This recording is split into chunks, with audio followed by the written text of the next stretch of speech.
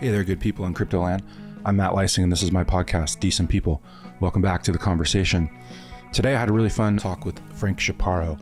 He started out as a reporter at The Block and is now director of special projects there. But he was at The Block during the FTX scandal and other scandals that are always plaguing this industry. So we talked about that and about kind of the fallout from FTX. We talked to his time when he was a student at Fordham and he was studying international politics and theology, and he was part of the campus ministry. So we got into that a little bit about some religious ideas and applications in the real world. And we had a few technical issues with this one, so there might be some background noise. I apologize about that. But anyway, it's always great to talk to another reporter about kind of how crazy it is to cover this space and kind of shared memories of, reporting and writing about all these wacky characters in crypto going back, to like 2018, 2017, back in the day. So as always, thanks for being here. Please give us a rating and a like wherever you hear this podcast. And thanks for being here. Hey, Frank, welcome to the show. Thanks, Matt. I'm excited to be here. This is the first podcast I've done in quite some time. Yeah, I know you're hosting a podcast, right, for The Block these days. Yeah. I love going on podcasts because I feel like it's so much easier where you get to be the person to answer the questions instead of, asking and trying to keep the conversation going. But I'm excited to talk to you. You were a longtime reporter for The Block. Then you moved into, you're now director of special projects. So I'd love to talk to you about that as we go forward. And I guess I thought we could start maybe let's take a pulse of crypto right now. There's so much going on, and every day brings new stories, new lawsuits. It seems like new sort of regulatory actions, new meme coins. Are you overwhelmed by it, or how do you deal with it on a day-to-day basis? Like, especially back when you were a reporter, and now in your new role. Tell me a little bit about that. Yeah, I mean, it definitely seems more manageable this year than previous cycles, where you had the mania and then the meltdowns. While there are still interesting things happening, It does seem less overwhelming in 2024. The beginning of the year was kind of defined right by the asset management story, the ETF, which then maybe gave that's subsiding into now this geopolitical situation, as well as this regulatory brouhaha that the space seems to have with the SEC. Yeah. For sure. But it doesn't seem like there's 100 things going on compared to maybe the run up in 2021 and then the meltdown in 2022. Like DeFi summer and then the NFT craze and all the centralized lenders that imploded. Yeah, I hear you on that. Yeah, but it's interesting because those were really interesting times to be a reporter, because you really saw sort of the good, the bad, and the ugly of the space, in a year. Sometime in a week or a month. Yeah. Yeah. What's the old quote? There are weeks where decades happen and there are decades where nothing happens. But I'm sure you can relate as a market structure reporter. The credit crisis that crypto experienced was just phenomenal in terms of the fodder and the sort of stories that existed in that meltdown. Yeah, it was definitely a lot of parallels that I drew from the 2008 crisis. One thing I liked about crypto is that it kind of was self-contained and didn't leak out into the wider economy and global kind of economy. Whereas, in 2008, there were moments where it's felt like the global economy was just going to crash. And, like Goldman Sachs, Bank of America, they were all next in line to go down after Lehman and Bear. So yeah, because nobody knew where the risk was at that point, at least with the crypto crash. It was, pretty much centralized in a few places, but that did have knock-on effects. But yeah, I remember feeling that way. I think I was writing about it too at the time, that, at least the decentralized kind of platforms worked. The centralized ones, got us into trouble. But I'm curious, you say it's a little more easy to handle right now. And do you think the Bitcoin ETF is really kind of the driver of the bull market right now? Are there other things you're seeing? Because I feel like that has been the catalyst, but I'm not sure there's a lot more there. And I'm a little curious about what kind of foundation we're on for this bull market. Well, there are headwinds and tailwinds. I think that the market doesn't like well, let's think about it in terms of the credit crisis, right? Like, what was the underpinning fundamentals of 2021, 2022, assuming that that you sort of buy into the value proposition of what these networks can do, whether it's like, in RWAs, 70% of what happens in how money market funds work and how global debt markets work, 70% of that can be in smart contracts or be done by smart contracts. So let's say you buy into all that stuff, Bitcoin as a store of value, buy into all that. But you had underpinning it zero interest rate environment and a whole lot of leverage. Yeah. I think Genesis at its peak, its loan book was $20 billion. Obviously, zero interest rate environment. So we didn't have the Fed hiking and sort of this type of monetary policy. So now we then sort of rates hiked, leverage exploded, and you had the credit meltdown. 2024 and 2023, what you have is now, well, not anymore, but the potentiality of rate cuts. At one point, pundits being quoted in the Wall Street Journal on CNBC were saying, we could have 5, we could have 4 rate cuts, and it's going to be great. It's great for risk assets. And so I think that story has sort of changed, but I think going back to when Bitcoin was running up to 70K, underpinning on that run up was this idea, this hope, this desire, this unquenchable thirst for rate cuts, as well as the fact that there's no leverage, right? So a lot of this was well, at least there's no real institutional leverage, right? Like the crypto's credit market is still non-existent. And even if you look at like Coinbase, which is doing some lending, I think their loan book's like 500 million. It's like relatively small. And so those are two bullish points in my view, because you had, unlike when you had the run up of 69,000 in 2021, that run up was underpinned, right, by ZERP and by all this crazy stuff happening in the crypto's credit market, from Suzu and Kyle Davies, like writing to Genesis, like, trust us, we have the money, give us your money, we have it, we're good for the money. And all that, sort of basically was a race to zero in standards of credit worthiness and credit risk analysis. And now it's like, you don't even have a credit market, or, and you have zero interest rates. You had higher interest rates at like, 7% or whatever it is. So all of this is sort of, it seems more sustainable because you don't have those sort of like, you don't have those underpinning, like those underpinning elements that can lead to sort of froth. And then on top of that, to your point, you have the flows. But now we're in a little bit of a different environment, right? Where the flows, I think someone shared a chart recently, like, they went up and then now they're kind of like, they've really fallen back down to earth. And those are the flows into Bitcoin ETFs. Into the ETFs, yeah. They've sort of come back down to earth. And now, again, with interest rates, inflation is seemingly stubborn to go down. And so that leaves really the only headwind being tailwind. I think it's a tailwind, is that these prices are sort of, not being propped up by, the sort of erratic lending that we saw. Yeah, it's not based on borrowed money. It's real money. Well, that's what it looks like, right? It looks like real money.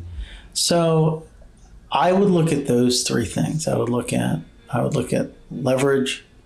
I would look at macro interest rates, and as well as flows for like price action. But I think this cycle has a lot of interesting new narratives that are actually playing out that hadn't previously, including these RWAs the tokenized government bonds. So that's real world assets, like a stock or a bond, or yes, maybe real estate. And for the longest time, that was kind of bullshit. Where 2017, they were trying to put like college dorms on the blockchain, and then I remember there was this I think we both reported on it. Do you remember that like random company that was like, we're going to tokenize stocks and they're going to be next, and you're going to be able to trade next to crypto, like tokenized Tesla? I don't know if you wrote it or like Olga or somebody, but I covered it as well. And like that company just disappeared. They were like some funky, God, I can't remember, but there was somebody who was doing that in a test, like a pilot program, and they seemed to be doing okay. And they had SEC approval to do it. God, what was the name of that firm? Hopefully it'll come to me. But yeah, I don't remember the one that I'm talking about. Yeah. And another thing, like talking about the credit crisis and crypto, it was just so like, we were in a zero interest rate environment, yet these companies were offering double digit interest rate returns, right? They were like 12, 15, 20%. And it's just like, obviously that's complete bullshit. But it's a huge red flag. But I love crypto for the fact that nobody cares and they just like zoom into it. I have a funny story about that. So I remember Crypto Bahamas 2020, I guess it was 2021, right? Me, Larry, our now CEO, he was our VP of research at the time. Okay. It wasn't off the record, so I think I can share it. It was so long ago. We were talking with the CEO now I can't remember, of Steve Ehrlich, I think was his name. Voyager. Yeah, Voyager. And we asked him, because everybody had this question, which was, where are you getting these, how are you sustaining these rates for these yield accounts? And he said, well, the market makers want to borrow stable coins and they're willing to pay. Yeah. They're willing to pay those yields to borrow stable coins. There's a hunger for stable coins. And what's so funny is we learned in hindsight in the bankruptcy filings that these market makers, 60% was Three Arrows Capital. Jesus. Which is just, I think it was something like 60%, which is just hysterical. Well, wasn't that a function too of there wasn't like cash wasn't still getting into this market, right? That was the thing. Like dollars getting into crypto was still difficult back then. So people would pay a really handsome, interest rate to get access to stablecoins so that they could go then buy other coins or degen or whatever. I reckon that it was a function of that. And then we had the grayscale trade, which also was driving a lot, where you could, use the futures market to kind of lock in a yield, and then, you were in the spread. And so I remember writing about that when I was still at Bloomberg. That was, that's a crazy trade. Well, there's like a whole theory, that it's a basis trade, basically. Like the basis trade is like behind like every financial calamity that's ever happened, ever. Well, so he said the market makers wanted to pay this, but then in the bankruptcy filing, it was all like 60%. It was Three Arrows Capital. It was like mostly them. So it was really just a few players that kind of like just everything got out of hand. And one thesis that I had of why this all happened was two parts. One, you didn't have the talent to do credit risk analysis for crypto. And that is something that I wish I had written about, because it was flagged to me in 2019 by a CEO of a company. And it would have been prescient. It would have been like earth shattering or like investigative. It just would have been, hey, there's not enough of this type of person doing this type of thing. I mean, was there any risk management at all at some of these places? I mean, I think that came way after the fact. I think they just didn't know how to do it properly. But that's one part. The other part is that you had, and I'd like to get your opinion on this. Like my whole theory on what sort of like led to this race to the bottom was, of course, JP Morgan and the big banks, lending shops have to answer to their shareholders, but they don't have to answer to like venture capitalist investors. BlockFi, Barry Silver to a lesser extent, right? Because he owns the sort of whole shebang. Voyager, these were all like venture. Well, no, Voyager was public, but a lot of these firms were like venture startups, and like they were raising at 1 billion, then 2 billion, then 3, then 5, and like they needed to get to 10. And so like that sort of pressure, I feel like made them sort of maybe turn a blind eye to certain types of standards to sort of get the client in the door. We can't lose 3 arrows because they're just going to go to Genesis. Mm-hmm. And in that sort of like very, very competitive dynamic, I think you maybe, fall victim to things that are very human, right? Like, sort of biases of, different types of biases of buying into the emperor that says he has clothes but does not. In sort of not 3 hours to an extent, and then of course FTX to a greater extent. Yeah, I think that's a great point, and I think the centralized nature of what they were doing. I mean, it was a black box, right? You didn't really know what they were doing in the background, and that's so antithetical to everything that crypto is supposed to be about. It's supposed to be on chain. It's supposed to be open source. You're supposed to know the code, and yet somebody told this to me a few years ago, and I've never forgotten it. It's like, crypto attracts people that have dollar signs in their eyes and absolutely no sense of risk management whatsoever. It leads to, crisis after crisis because people are just like, they're aping in to everything. Well, a little nuts. Yeah. Yeah. It's nuts. But I do think what I like, one of my favorite areas of reporting on is still like the traditional financial companies that are coming into this space who actually do know how to risk manage, like somebody like Jump or some of the bigger players on Wall Street that take risk management really seriously and have folks who are in charge of that, and they have systems in place. And so I think, as you said, it's the good, the bad, and the ugly. And so there are these firms, I think, that come out that just are going to just go 1,000,000 miles an hour and do what they can as fast as they can. And then you've got slower players that are taking their time and risk managing because they see this as a new asset class. And I think that's fascinating. Yeah, there's going to be varying degrees of responsibility. So I wanted to go back a little bit into your past. I was looking into you a little bit, and this really jumped out at me. You went to Fordham, and you studied international political economy, but also theology, and you were part of the campus ministry. Do I have to watch myself around you? Can you tell me a little bit about that, and has that informed your reporting life and what you've been doing ever since? My interest in that intersection was really about how different, well, not different, but how even the same faith traditions can inform ways of thinking about money and how money should be utilized as a tool.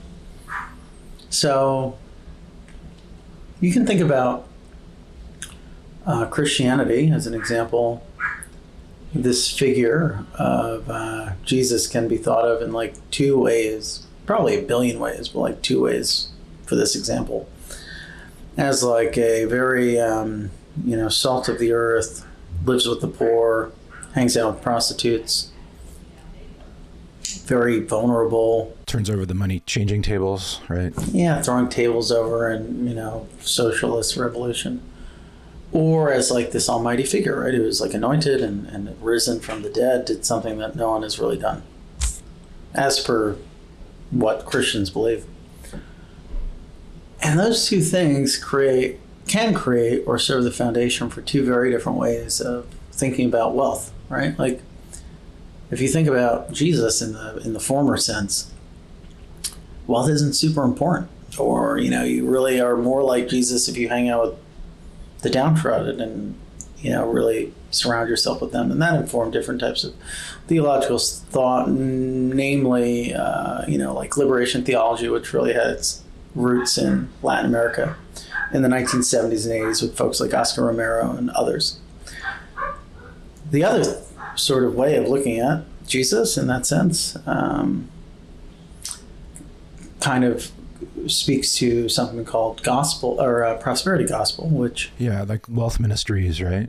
I think they're called. Yeah, the people are like pray and a lot of people maybe poo-poo it, but to give it its credit, like to sort of strive to be holy. It's maybe like a Dave Ramsey approach, if you know that guy. Like I am going to work really hard, make a lot of money, so I can like build a hospital, or like, I'm shepherding wealth. But to create a lot of wealth is almost to be holy in a sense. And that's what I focused on. I did some anthropological work as well.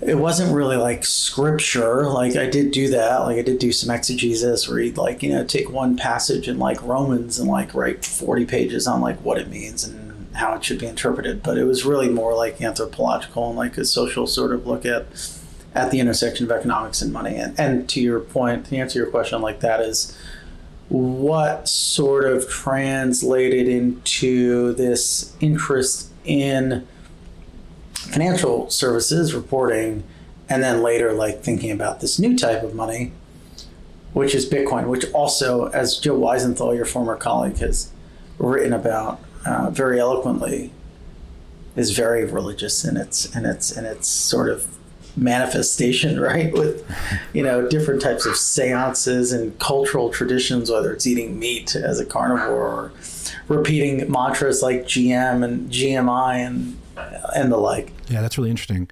That distinction between kind of Jesus the man and Jesus as the Lord, and the way that that you can interpret those sort of how he relates to wealth in each of those ways. And kind of speaking to that, like where you just mentioned the sort of, the bigger community, and there is definitely a kind of religious fervor, I think, especially around Bitcoin. Do you, then there's also a lot of people who really get deep into money and like, what is money? And is that something that kind of has influenced you, or is that something you think deeply about in terms of, it's kind of a human construction, and I was just curious if that's something that's kind of been interesting to you back since your college days. Just like thinking about money? Yeah, like what is money? Is it a seashell? Is it a piece of gold? Is it Bitcoin? Is that something? Because I think there's a pretty strong strain of that thought in a lot of crypto folks that you see on Twitter and whatnot. Just sort of, it's a construct, right? And why isn't Bitcoin the latest in that line of constructs? Well, I think that came later. I think what was mostly interesting was just sort of the witnessing these firms with these wild people grow. That's what really attracted me like 7 years ago was more so like I found it interesting in as much as like they found it interesting and they had all these weird stories. Like Tether, as an example, is like wildly interesting. And their journey from being like pretty shady to like now having Cantor Fitzgerald as like their main bank. I know. I just wrote about that in our newsletter. It's just like crazy because I've been on that story from the beginning. You wrote one of the most impactful stories on that in 2018. Re Noble Bank. And so when you think about those early days, the Noble Bank stuff, the San Juan Mercantile Exchange, all of these things, the bopping around from bank to bank, that was all pre-2018, I think the circulation was like in the tens of or hundreds of millions versus now 100 billion. So like it was really like I didn't have like sort of like a personal affinity for like this idea of this asset class being something new in terms of what money is. I thought that these stories and what was happening and how these people thought about it was compelling. Yeah, and that was another function of like we were talking about earlier, that it was really hard to get cash into the crypto world at that point. So Tether became a stand-in for the US dollar. And yet, because they were so reluctant to kind of prove their reserves, there's just so much suspicion around them, and they definitely seemed shady. And I broke that story about the CFTC, subpoenaing them and starting that whole investigation that, at the end of the day, never went anywhere. I think they got dinged for a couple of minor things, but now, yeah, they're buying Bitcoin, they're buying U.S. Treasuries, they've got Cantor, like you said. This kind of ties back to the point that, because I'm so long-winded, I didn't finish, with RWAs, the real world assets, like having players like BlackRock doing this tokenized bond, they're doing that. I mean, you can take the really pie in the sky look at it. It's like, all right, everything's going to be tokenized. Our debt market's going to move on to a blockchain. But what it's really about is how much money Tether and Circle make, namely, specifically Tether. And that's why BlackRock's doing it, because they're like, wait. You're telling me these guys have created a wrapper for tokenized or for government bonds and cash, and that people are, they're making, based on, I think there's some, Pompliano's tweeted this, they might be the most profitable company in the history of companies. And that's why BlackRock and all these folks are doing that, is because they want that pie. It's not about tokenizing the world. It's about this $100 billion opportunity that this firm, to your point, that is probably 50 people now, and that 5 years ago was 10 tops. 10, but also questionable, with all due respect to Tether. They're like, we want some of that. Yeah, I remember a lot of that was driven by, the skeptics that were out there that were just absolutely positive Tether was a scam, and they just would keep relentlessly kind of putting that story out there. I kind of wondered the other day what happened to those folks like Bitfinex and some of the other Twitter accounts, basically. But yeah, you're right. Man, if you're sitting on $100 million like Tether is, the interest income from that is just gravy. You don't, the overhead is basically very low, and you're just pulling in, I think aren't they making 10 billion in interest income in a quarter or something? I mean, it's insane. I think they made 6 billion last quarter. So when you got interested in these stories and these companies that were doing interesting things, did you buy into Did you buy into it? Did you have a light bulb moment where you thought, oh, yeah, this can change the world? Or was it just more like you wanted to talk to these folks and report on what they were doing? So was it more like a job for you, or do you think you actually, was there a point where you just kind of thought, yeah, actually, I think this is going to change the world and I'd like to be a part of that story? It's a good question. I know that you did. I think probably stablecoins was that eye-opening aspect for me, where I realized the value of what this stuff can do. And I think that honestly, that's probably one aspect.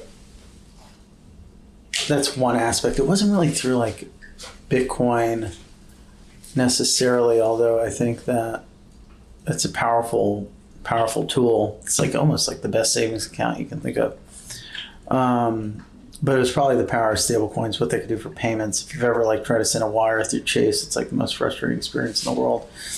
And then people will say, well, it's just because American financial services is bad. It's all right, well, it's really great. You think about why there's so much Tether activity on Tron. It's because it's a better option than what most people have in the developing world. Yeah. But so I think it was probably through stablecoin, just the power, the ease of use, the ability to, use money, as Jeremy Allaire often says, sending an email. I was talking to this company the other day, Mona. Have you heard of them? Mm-hmm. They're it's just amazing how much easier everything's getting to just get in and out of crypto now. As we were talking on the phone, he basically sent me a link to my phone. I clicked a couple things, and then he sent me $1 over this network, and it's all crypto backed in the back end. But you don't need a wallet. It's all, account abstraction stuff now. So it's smart contract based. And I feel like that the payments area is huge, obviously, because it's like $1 trillion industry. And then just the other day, Stripe, is now getting back into crypto, where you can off ramp it seamlessly from, blockchain based stuff to your bank account in a click. And so I think that's it's exciting in that sense, because I do think stable coins for sure have been a huge innovation, and like you said, sending payments through a wire, or Ripple hasn't really succeeded in this, but I think they have a good idea of like, this could really change the corresponding banking system. And that's another several $1 trillion a year business, where corporations and people need to send money, different currencies all over the world. And it's so, I find that that's why I get pissed off when people say that it's a Ponzi scheme and there's no use case for this. It's like, you're really not trying if that's what you think at this point. Yeah. I mean, it's like just really easy. I don't think there's ever been a time where I've been able to send a wire from my computer. I've always had to go into the bank. And it's not going to be the case for everybody. I'm sure, different countries and different services are maybe more seamless, but for me, it's been simple. So before you joined the block, you were at Business Insider. Tell me a little bit about that. What were you writing about Wall Street and banking and money in there, and how did that sort of inform you? Yeah, it was cool. So there I had like a pretty mixed bag, which kept things interesting. Did you know much about finance when you kind of started that, or did you learn on the job? Yeah, so like obviously like the education was very much like what most people pick up in like an economics degree. But I took some higher level courses, like some master level courses in like foreign exchange. So like I understood markets, but as covering market structure for as long as you did, like the real hard part isn't so much picking up like the jargons and like understanding like, latency and liquidity and I missed this and dark pool that. Like that's kind of easy. It's just knowing who's important and where these people are and what they've done and what they've contributed to, the market structure story. And like, those are people that like the average, person either starting out their career, they're just not really going to know unless they've worked in, in exchanges, trading firms, like who, built the Jump folks and, Chris Kincannon or, Tom Farley or, Adina Friedman, like, I worked at NASDAQ, so I knew some of these people. Those are names from my past. Yeah, for sure. That helped. Working at NASDAQ as an intern, it was only like 4 months, but that was actually like surprisingly helpful. And just like knowing who these people are, like, Doug Sifu, as, that's like, that I had and built up over like, but similar thing for crypto though. Like it's not, especially as a reporter, like it's not hard to, it's not hard to sort of like report whilst not deeply understanding the tech. It's really hard to report on the space. Like just if you don't know who is who and what is what from like a more business perspective. Yeah, I wondered because for me, building sources like you're talking about in traditional finance when I was at Bloomberg, it took time, but it was kind of easy. There were a lot of different people who were involved in an exchange. There were lawyers, there's traders, there's executives, there's consultants, there's analysts that work at the banks that cover the companies as stocks, right? So over time, I had many different ways I could go about trying to get a story. Whereas I found in crypto, it was really hard because a lot of these startups are maybe like 3-person teams. And, if you can't get to them, you're not going to get a story. And at Bloomberg, especially, we relied on 2 anonymous sources to have a story. And so I went from breaking big stuff in like Wall Street stories to not really even being able to break much in crypto because it was just, the sourcing was so much different. People, I don't think, wanted to talk to reporters as much. Did you have that experience as well? I know exactly what you're talking about in terms of like, there's 2 elements of this that resonate with me. The first of which is like crypto, not so much now, but like, 2018, even when I was at Business Insider, 2017, there weren't like commentators who were not like deeply entrenched in the space as like an investor or like an owner of a business. Whereas in like traditional markets, you've got like, or at least in our world or our old world, like you got the Larry Tabbs and like folks like that, or equity analysts if you're covering stocks.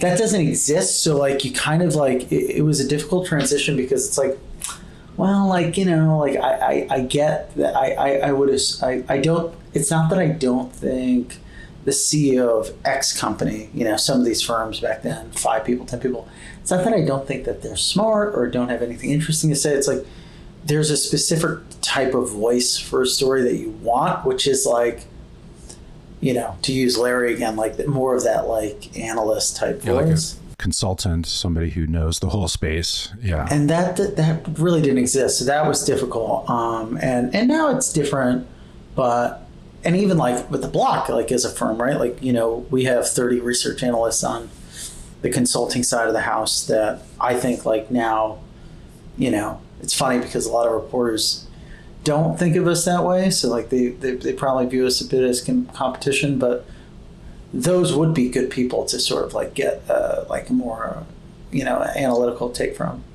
But I totally agree. I think that's right. Did you crack that nut in crypto? Were you able to get through to people and get scoops? And like, if so, how did you do it? Well, I think like a lot of those early days, like to your point, like those stories really came out of firms that like, you know, it was really Coinbase. I think we got a lot of action on Coinbase in 2018, 2019, like looking at like sort of these tensions within their institutional business that Jeff John Roberts at Fortune really dissected into in his book, Crypto Kings. And that was a result of like, that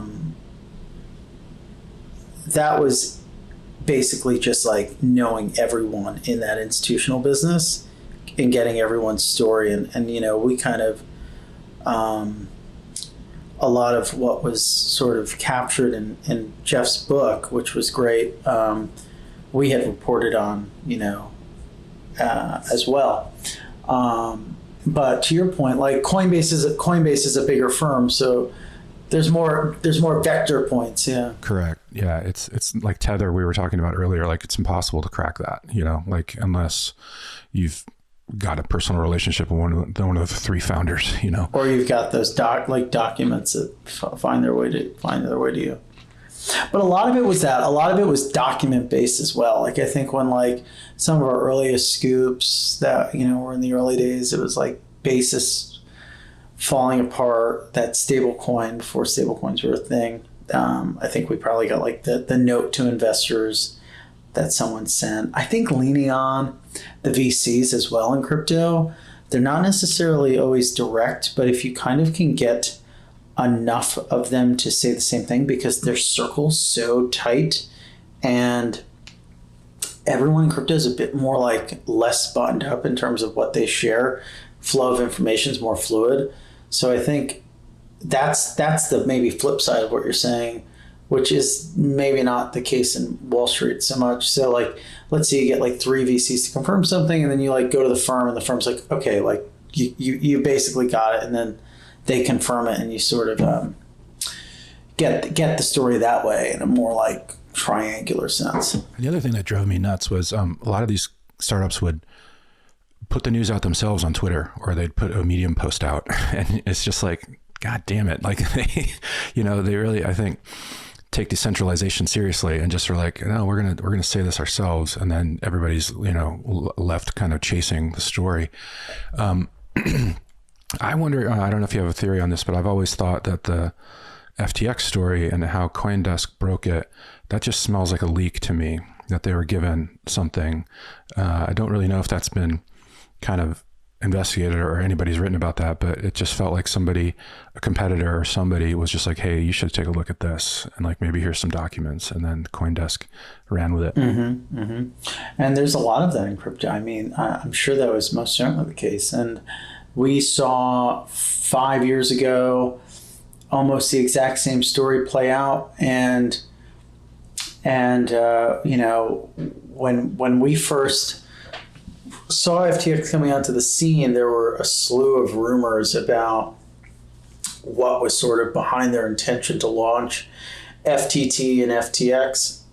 One of which was they were only launching it because there was a massive hole or something in Alameda's balance sheet. And so they were going to launch this token and do this exchange to cover that up. And, we had, I don't know what the competitive dynamic was from, and this is public now, Suzu and others were sending us this information about the FTT fundraising process. And, we looked into it. So that's always been sort of a dynamic there, right? Like, and it's not too dissimilar to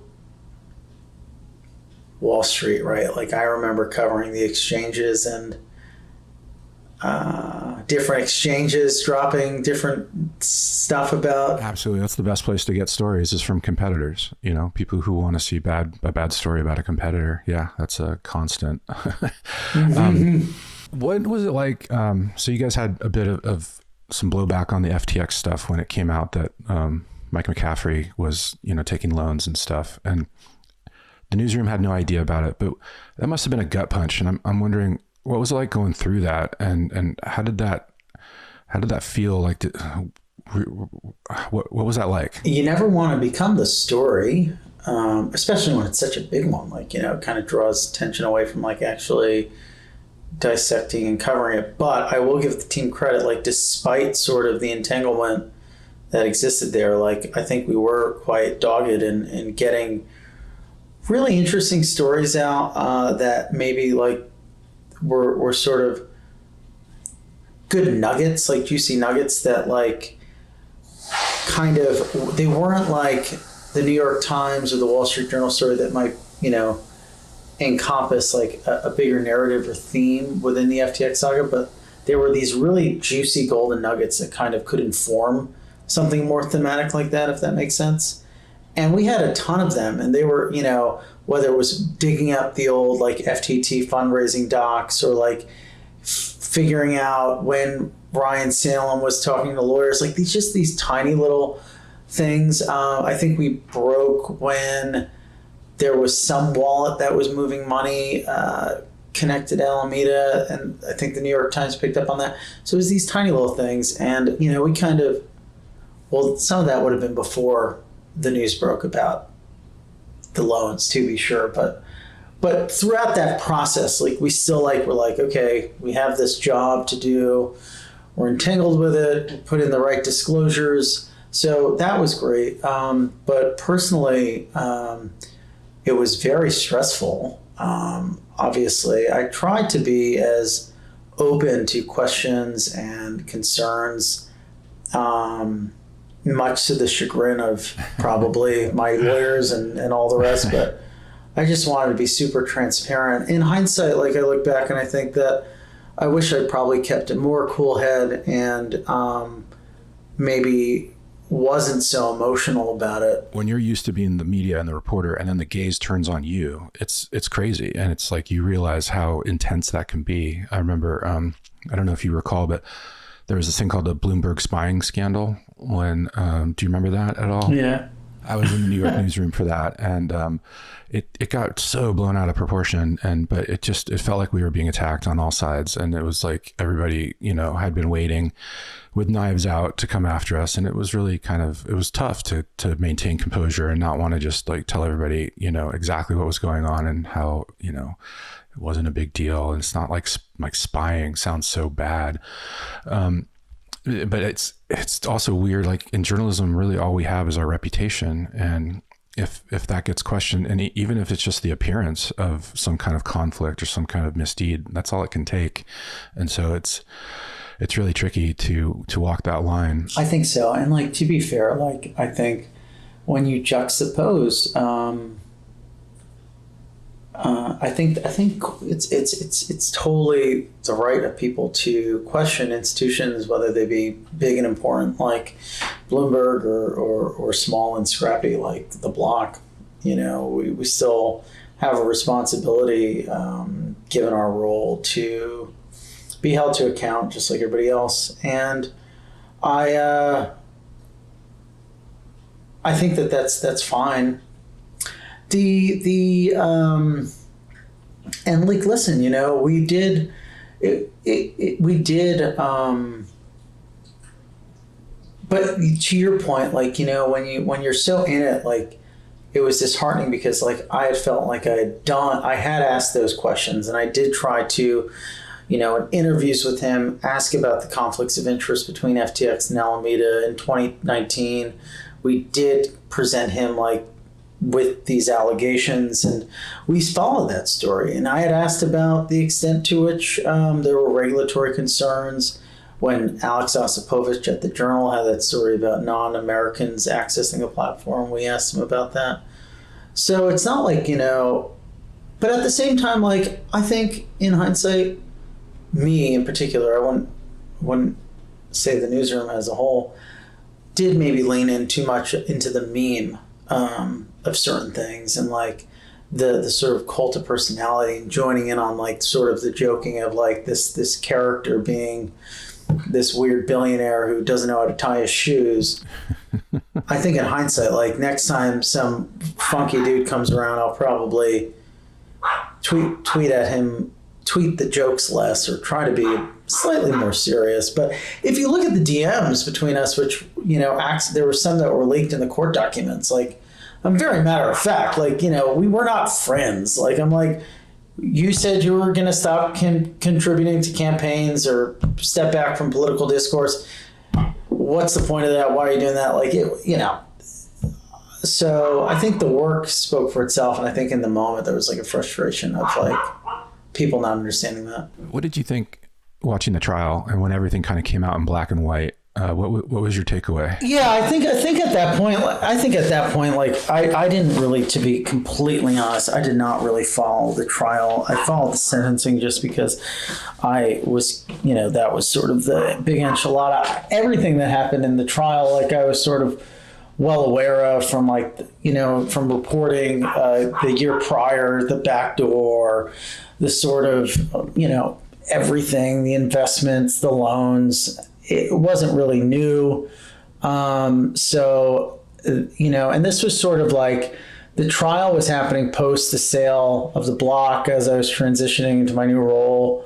So it wasn't sort of like a priority. And so now you're director of special projects. Are you seeing now a different side of the block, and are you kind of more on the business side of things? What's fun is, like, I'm engaging with different people, like getting to see different workflows. Obviously, like, doing the journalism for probably 6 years in different capacities, editing and at some points, just reporting at other points, then doing the podcast.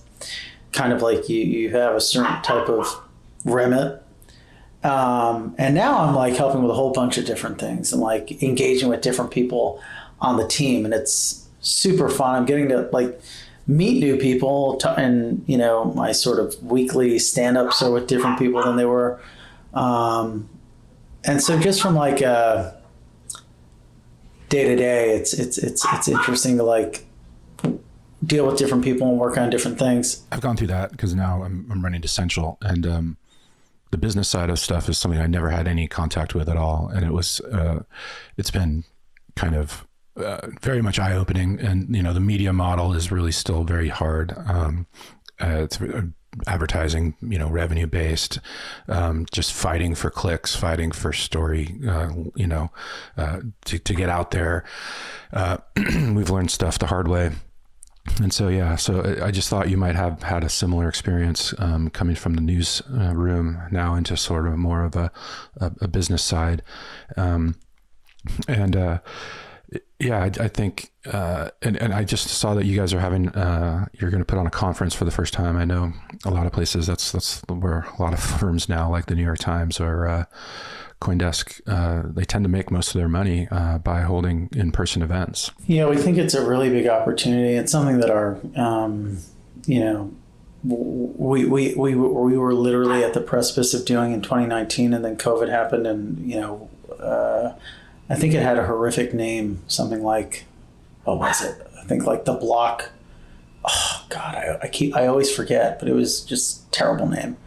And so now we're like really going to go big or go home with this event in Prague. I think it's going to be, you know, we're looking at 2,000 people. We've got like 50 some odd speakers signed up. It's going to have an event at Prague Castle. Prague, super cool city. It's going to be in December, so like think mulled wine, some snow on the ground. Yeah. The Charles Bridge. Charles Bridge, yeah. And I think it's going to be a great mix of different people. We've got like a lot of diversity on the layer one side with Stellar, Aptos.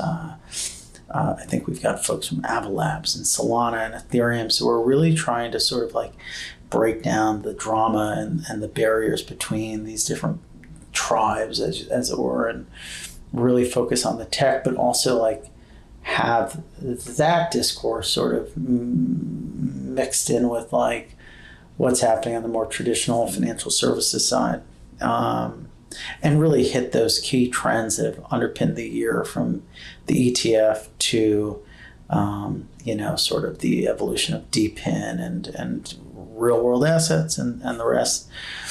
And so, I mean, that's been, a whole, interesting experience trying to just engage with different potential partners and hearing what sort of they look for in events and how we can sort of improve on the landscape. And there's a lot of good ones out there. And so we're excited about that. And I think it'll be also a great opportunity for like people to see in person, like the sort of team that we have from the research side and the news side. Pretty sure the whole company is going to be out there. So super exciting. I lived there this whole summer in Prague. Yeah. Oh, really? People keep asking why Prague. I was like, because Larry lives there. And, our CEO, I was like, It's not a bad place to be. So in your 6 or 7 years as a reporter in crypto and what you're doing now at the Block, is there one story that stands out, or one sort of interaction, something that just, I know you had, like we've been speaking about, you had many interactions with Sam Bankman-Fried, but is there anything that just kind of epitomizes the craziness of this industry that we cover that comes to mind? Oh, yes, of course. I mean, I remember, just some conversations so vividly. Like, in the aftermath of FTX, just being on the phone with one executive, like with, the person sobbing over the phone over what had happened, and, having their entire net worth on the platform. And at that point, really not knowing what the future would hold in terms of any sort of like recovery. Those conversations in the wake of the meltdown were the most memorable. Pacing in my backyard in Brooklyn on the phone with like the CEOs of major crypto companies, and just like, whoa, what the fuck happened? Mm-hmm. Those were interesting conversations. But then even just thinking back, and even the Block's early days, separate from the scandal that, was brought upon by FTX. One of the first stories we did was on this ICO scam called Blockchain Terminal. And this was a guy who like reconfigured his face and changed his name. He had, done some time in prison in Canada for, if I recall correctly, running some sort of hedge fund Ponzi scheme. By Bankman-Fried standards, it was a small scam. I think it was a $30 million scam versus a multi-billion-dollar scam. But I remember, reporting part of that story in the offices where they had like run the operation, as it were, and just like picturing the scene of what had transpired there. And then even just like weird anecdotes. Like right here, I was at my grandparents', and I remember getting a call from Suzu and Kyle Davies about a story. And the story was someone was joining the board of this new special purpose vehicle that they were starting.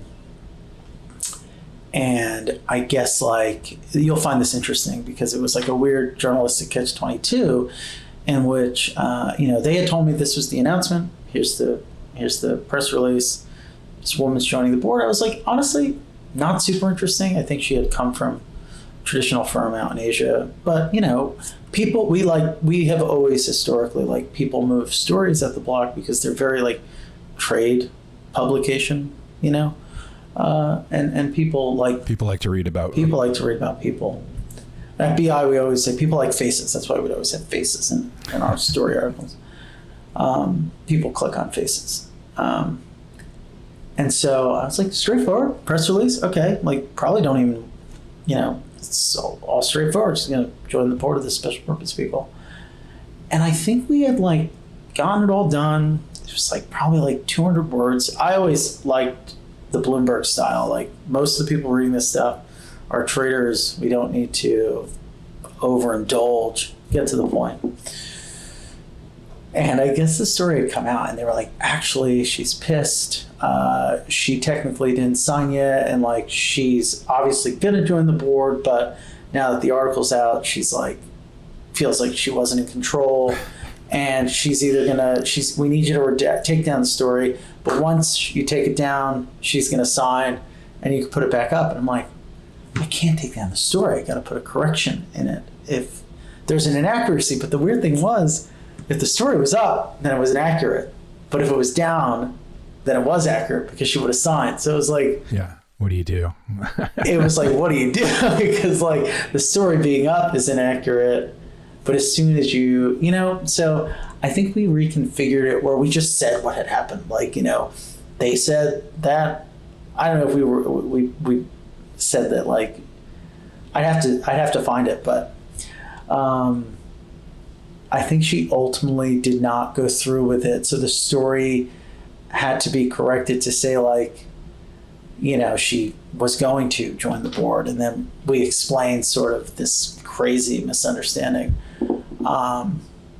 But it was that, I think, was like it was like classic sort of. Yeah, I had a similar sort of thing like that at Bloomberg. It was sort of early on. I was reporting about NYMEX, where they trade oil and gold futures, and NYMEX had this handshake agreement with this guy. He had a small brokerage. They were going to buy the brokerage and like fold it into the exchange. And somehow I got tipped off that this guy had a criminal record and had served time, and he, was like kind of bad news. And NYMEX had no idea. They had done no due diligence on the guy. So I had his jail records. I had like stuff from the prison where he served time. And so I go to NYMEX and I'm like, look, this is what I got. And it was maybe like a Thursday or something. And they said, yeah, holy shit. Okay. Thanks for letting us know. And then we were getting ready to run the story, and somebody higher up at Bloomberg said, no, why do we care about this? This is a small firm, and they kind of put a hold on it. And it just enraged me and my boss at the time, because we thought, no, this is great. Like NYMEX here is getting kind of, they're getting sloppy, and this guy looks like a bit of a con artist. So it goes over the weekend. The story doesn't run. And then NYMEX basically on Monday put out a press release saying that the guy had been, he was going to join the board, all this stuff, that he had been like, he's not joining the board, and we're like disinvesting from this deal. And so in the end of the day, I got the green light to write about the press release that came out. And it's like, I was the one who started this whole thing. Painful, isn't it? Yeah. And it would have been not a huge scoop, but you get that kind of stuff and you want to use it. And then it just, that would, because there were some years there at Bloomberg in the mid aughts where the higher up management in that newsroom was just, they didn't care about the news. They just cared about covering their ass and making sure that their bosses didn't come down on them.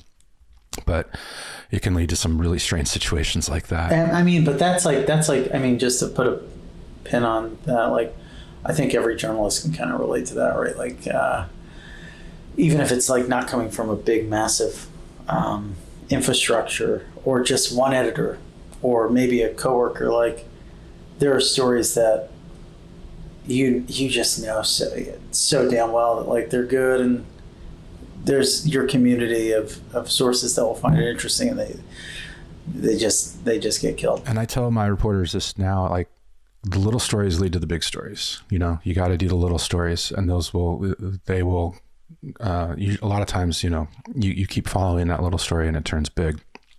So it's definitely worth doing. Well, Frank, this has been great. Thank you so much for your time and your insight. Let folks know how they can follow you or get in touch or follow the block. Where can folks find you? Yeah, definitely. I mean, if you're interested in emergence, check out I think it's pinned to my Twitter, the link, so you can follow me on X, formerly known as Twitter, at fintech frank. And if you have any desire to reach out, it's just FCHAPARRO at theblock.co. Matt, thank you so much. This was great. Yeah, thank you, Frank. It was really fun. Take care. That's it for this episode. Thanks for joining us, and make sure to subscribe and rate us at Spotify, Amazon Music, and Apple Podcasts, or wherever you get your podcasts. Decent People is a production of Decential Media. It is produced by Curtis Fritsch, with music by Brian Duncan and Kareem Imes.